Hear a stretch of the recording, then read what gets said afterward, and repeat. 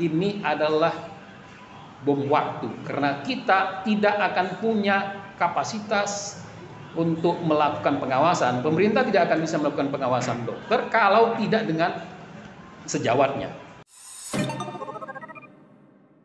Nah, ini saya ada bawa buku baru, bukan terlalu baru lah, ini tahun beberapa tahun yang lalu. Ini tentang Ikatan Dokter Indonesia. Jadi merupakan penulisan terhadap uji material yang kita ikutin sebagai kuasa daripada organisasi profesi mempertahankan Ikatan Dokter Indonesia sebagai satu organisasi tunggal. Dan ini kemudian kita tuangkan pengalaman ini menjadi buku, dan itu sudah ada jurisprudensi Mahkamah Konstitusinya. Terakhir putusan MK nomor 10 tahun 2017 termasuk mendefinisikan bahwa IDI adalah organisasi tunggal yang tidak mempunyai halangan dan tidak mempunyai hambatan secara juridis konstitusional. Dan yang kedua, kolegium itu adalah lembaga pendidikan profesi kedokteran. Kolegium itu adalah academic body daripada profesi. Jadi sama seperti advokat punya lembaga pendidikan, maka lebih awal memang profesi kedokteran punya kolegiumnya. Dan kolegium itu adalah kontribusi dari peradaban dunia profesi kedokteran. Baik. Dan dia bukan lahir karena undang-undang, tapi lahir karena profesi kedokteran. Ini yang kita mau pertahankan, karena dia adalah sumbangan peradaban bagi profesi kedokteran di Indonesia, yaitu kolegium. Dan karena itu dia bukan ciptaan dari badan publik atau badan pemerintah. Nah sekarang dengan adanya Undang-Undang Nomor 17 Tahun 2023, kolegium yang notabene direproduksi dari peradaban dunia profesi kedokteran kemudian mau diambil alih, mau diubah dan dibatalkan dengan Undang-Undang Nomor 17 Tahun 2023. Itu yang kemudian kita saat ini mengajukan uji formil terhadap Undang-Undang Kesehatan Nomor 17 Tahun 2023. Baik. Nah sebelum ini juga kita mengajukan Undang-Undang Tenaga Kesehatan. Undang-Undang Tenaga Kesehatan itu salah satu pasalnya, pasal 11 atau pasal 12, mendefinisikan bahwa Konsil Kedokteran Indonesia (KKI) itu dibubarkan, ya bahasa gampangnya begitu. Jadi pasalnya ini dinolkan, dicabut.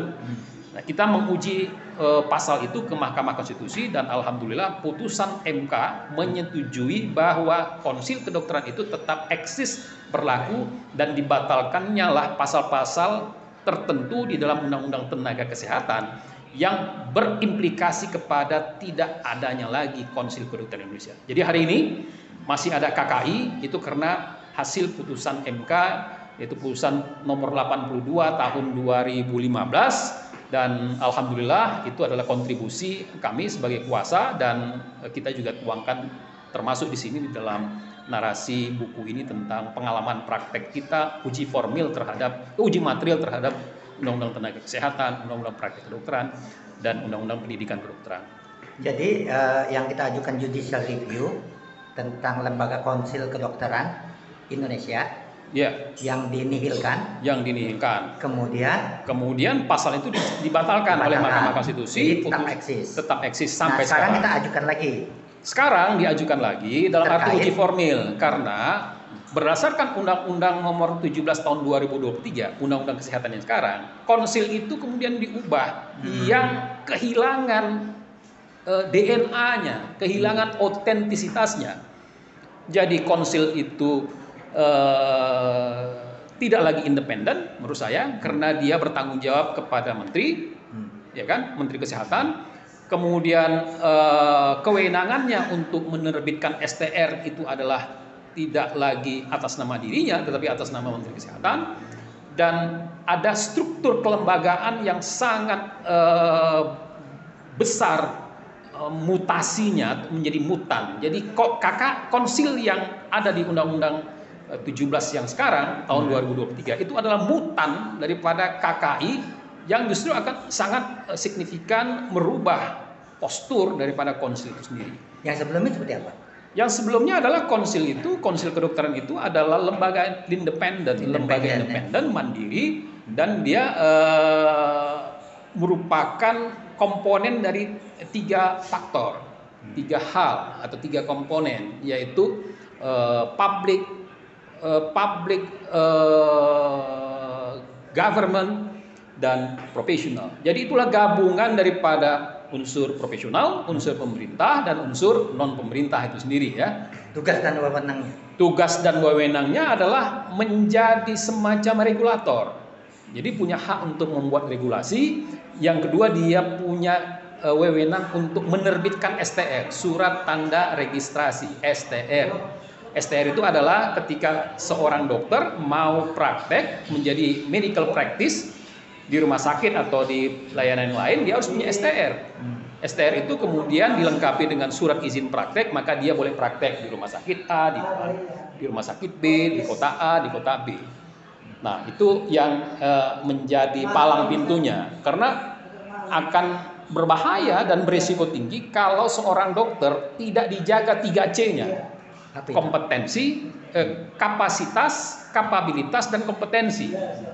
Ya, dia mungkin punya kompetensi, tapi tidak punya dia mungkin punya kapasitas, tapi nggak punya kapabilitas dan tidak punya kompetensi. Jadi kompetensi itu menyangkut profesional tidak, layak praktek atau tidak, fit for practice or not. Itu yang dijaga, dan bahaya kan?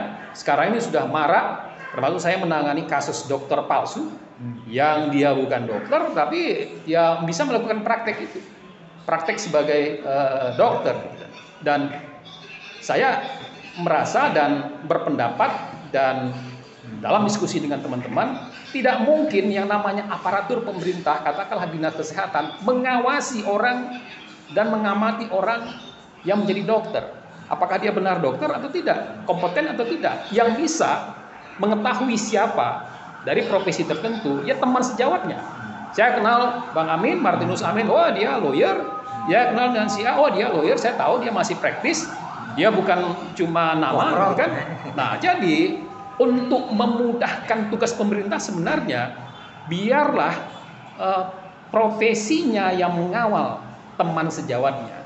Jadi kalau pemerintah mengambil alih bahwasanya pemerintah akan mengawasi, ini adalah bom waktu, karena kita tidak akan punya kapasitas untuk melakukan pengawasan. Pemerintah tidak akan bisa melakukan pengawasan dokter kalau tidak dengan sejawatnya. Itu belum lagi mengetahui orangnya, bagaimana kompetensinya, sepak terjangnya, kelakuannya, etikanya. Karena dunia praktek kedokteran, dokter itu terikat bukan cuma kepada kompetensinya, tetapi kepada etikanya, attitude-nya. Itu yang harus dijaga, dan bisa menjaga itu adalah teman sejawat. Karena teman sejawatlah yang menjadi perpanjangan tangan negara dan pemerintah untuk mengawasi kompeten or not, gitu kan, punya izin atau tidak. Kalau tidak, ya bahaya.